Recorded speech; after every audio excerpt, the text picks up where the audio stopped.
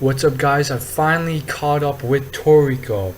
I've explained everything in my latest videos, so check those out if you don't know what's going on. I've pretty much told you guys already. I have to sort of do work, and then this is how it's going to work out. But the latest chapter of Toriko, 257, very easy going transition chapter. I was expecting a lot out of it, but they took the easy route out. And at the same time, it says a lot about the chapter. So what I'm talking about is the beginning. The blue nitro just slipping out of the tongue trap that Midora had planted. On top of that, it pretty much says that the blue nitro is on a completely different level than Midora, which is saying quite a lot. And I'm just going to leave it there because that's saying quite a lot on its own. On top of that, we have this whole thing with Midora saying that, okay, this guy's dead for sure. I'm going to bury him. And this was a guy who lived by his ideals. His real intentions were always unfathomable. How do you say that word? Unfathomable. So we don't know Ichiraru's true intentions, but I believe they were good. They were exactly like, I think his intentions were something of idealistic. He was just being very idealistic and trying to make the best out of the world and carry on Akatsuya's full mission.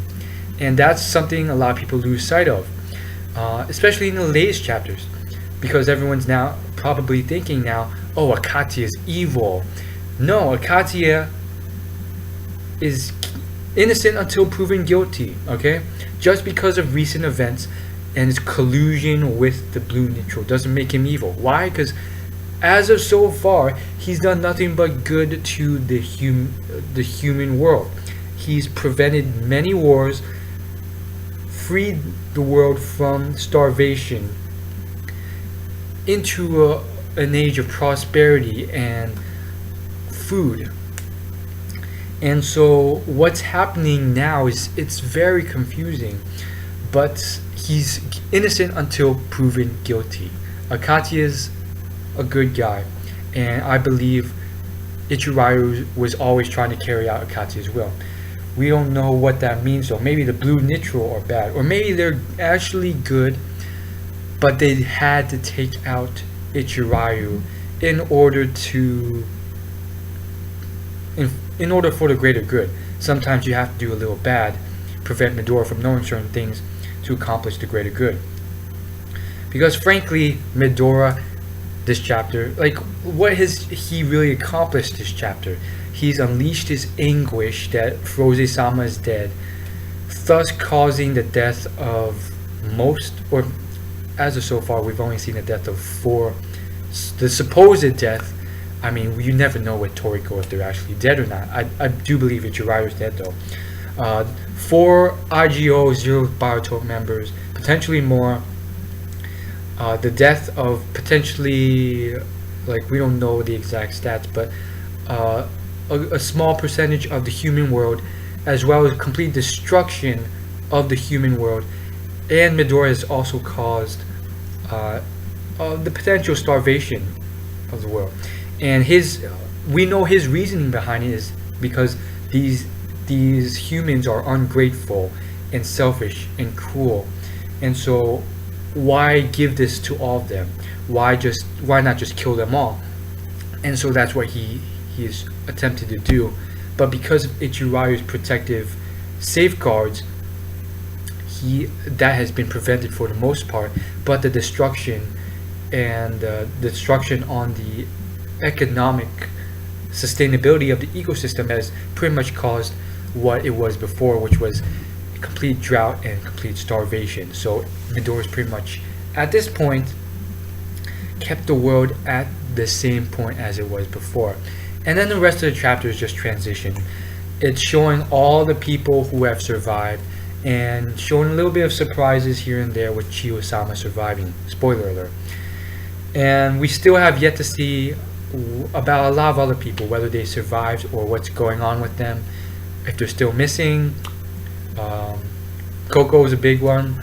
We don't know if Coco's still missing or not, and it's all a big mystery, a huge mystery. We want to see what's going on, and that's all I have to say. I mean, it's crazy stuff. It's really crazy stuff. This chapter though was definitely a sort of transition, slow-paced chapter. That's all I have to say about it. The rest is just, we see Toriko off in the distance in this sort of like monk suit, almost preparing. Like, we don't know what's going on. Like, with Toriko, it's very simple with him. He fights, he loses, he gets stronger, he fights again, wins this time, repeat. I'm hoping he pulls out something new this time, because like his techniques, let's be frank, they're not as cool as a lot of the other characters. Fork, knife, whatever, punches. I really do, in terms of fighting, I really do like Midoriya's fighting style as one of the best so far. And I'm really scared about these Blue Nitro for like it. This chapter pretty much proves that they're on a completely different level than Midoriya, which we believe to be one of the strongest. I mean, he is one of the strongest we've seen so far, being able to pretty much wipe out the human world almost effortlessly. Like, I don't think he even lost that much energy by using that meteor spice. So I'm very interested to see what's going to happen, and very interested to see like what's Midoriya's plan now. Like, you didn't really do much. In fact, you're pretty much the bad guy. Like, even Joa / Froze-sama and Neo, like, have they really done anything evil yet? It's simply the Bishop Kukai who have. Like, Midoriya's the one who's pretty much caused desolation, and I'm sure in the future potentially Neo might do evil things, but as of now it seems to be only Midoriya. Like, what has Neo done? Neo has tried to sort of, I think during the whole fight in the Chef Coliseum with Joa, like, what was the whole purpose of Joa even showing up? Oh, right.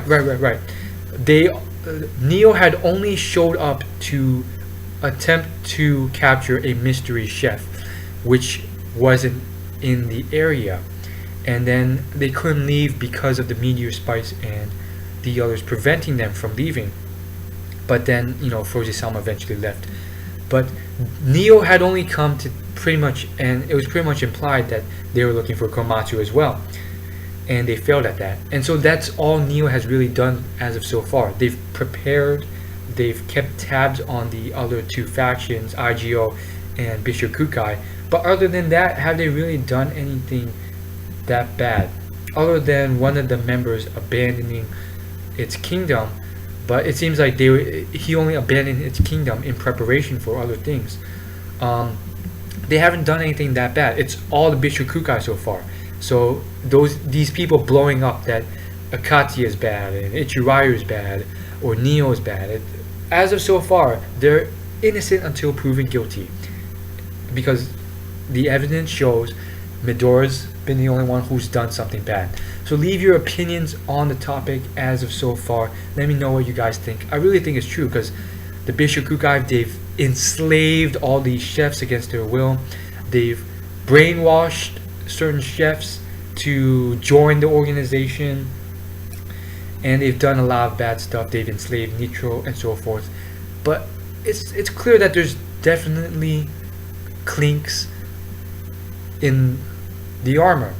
There's cracks in the armor, because quite frankly,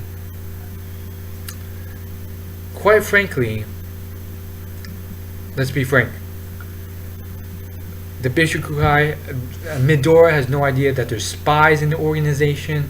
There's freaking, like, sure, they have enslaved Winged Nitro and so forth, but they seem to be very freaking weak. I mean, Zebra took him out, and then Zebra got instant snared and captured by Teppai. So there's Teppai, who's apparently a lot stronger than Zebra, and then Teppei's like outclassed completely by his grandpa, and we have no idea who Teppei's father is. Who knows how strong he is? And then Jiro is like the second eldest, so he could be potentially weaker than Midora, who is weaker than these blue Nichiro. So the Nichiro apparently are on completely different classes in terms of power level. And quite frankly, it's very interesting and confusing why these blue Nichiro don't even care that the wing Nichiro are being enslaved by Midora. The blue Nichiro seem to be on to some greater good, and they only care that Ichirayo didn't let out too much information to Midora, and they only appear to take out Midora. But we do know that these blue Nichiro are ridiculously strong. We do know that there's dozens of them, and then just one is potentially stronger than Midora, who's one of the strongest in the universe so far.